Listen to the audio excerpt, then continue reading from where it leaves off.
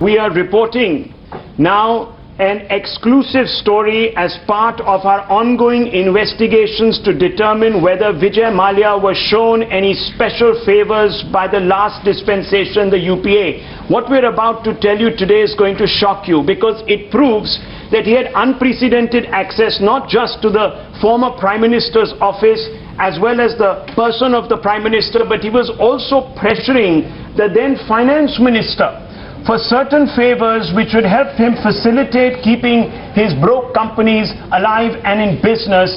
This despite the fact that the State Bank of India and the consortium of banks were visibly upset with the pressure that he was applying upon them through various agencies, which is of course the Prime Minister's office as well as the ex-FM's office at that time, to try and show him concessions. Navika Kumar with me. Navika, you have a letter which has not appeared in public before. It's a letter that was written by Vijay Mallya to P. Chidambaram on March 21st, 2013.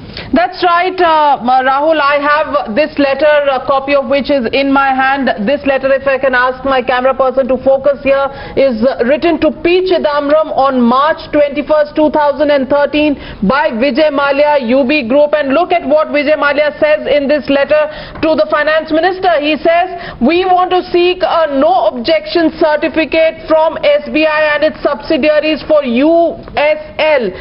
That is the company of the United Breweries that he is asking for an NOC, and there is a veiled threat that he poses to the then Finance Minister. He says, sir, while SBI may be understandably upset with the status of the loans to the Kingfisher Airlines, it is most unfortunate that they refuse to even meet or discuss a way forward.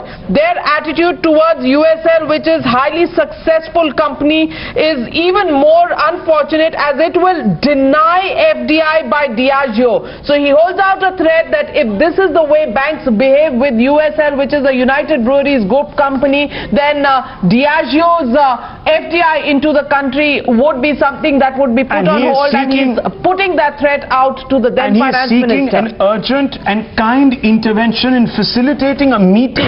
This is really the part that one needs to stress on, because Navika, the part here suggests that the SBI officials had done their due diligence. They were not quite in favor of giving a very crucial NOC.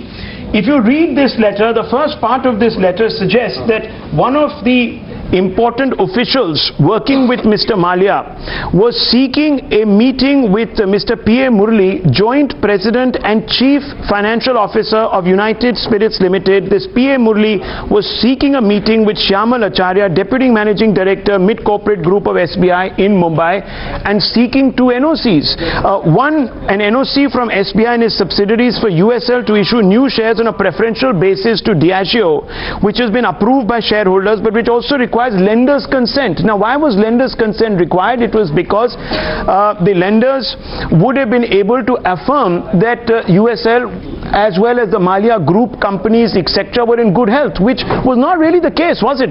Absolutely not. In fact, it was these loans that were a problem. But look at the letters. Look at the impunity with which Vijay Mallya writes these letters. Look at these three letters. One, on October 4th, 2011, written to Honorable Prime Minister Dr. Manmohan Singh. That's the first letter. The second letter, November 22nd, 2011, again written to Dr. Manmohan Singh, the Prime Minister. And then March 21st, 2013, letter written to the then Finance Minister P. Chidambaram. And look at how the system bends over backwards. In fact, in the letter to the Prime Minister, he clearly says, you had asked me to follow up with Mr. T.K. Nair, who was the then advisor and Principal Secretary to the Prime Minister, which I did, and I'm deeply appreciative of the fact that Mr. Nair immediately spoke to the concerned people in the ministries involved. So the PMO was talking to ministries. The ministries in turn were putting pressure on the banks. It was all one big happy club in the UPA too, which was helping Vijay Mallya, and that really, raises eyebrows. What really is absolutely shocking is that it's not as if the banks, as they're being projected to be, were not doing their due diligence, Navika. The banks themselves were very skeptical of actually extending help to Mr. Vijay Mallya, and Mr. Vijay Mallya therefore needed to knock on the doors of the then Prime Minister, Dr. Manmohan Singh, who by all at least public posturing seemed to be in favor of helping the Kingfisher Airlines and the group.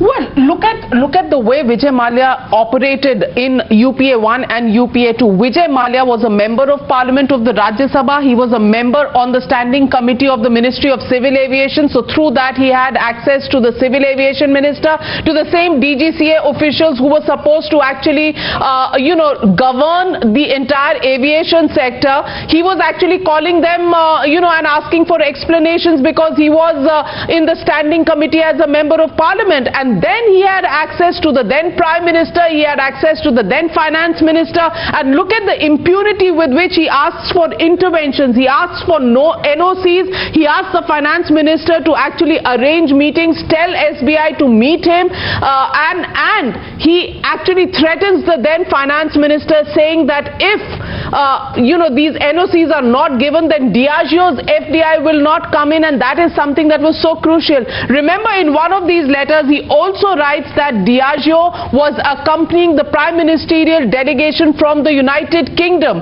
The Diageo representatives would be part of the UK Prime Minister who was visiting India, and that is the reason he tries to arm twist the government at that point in time.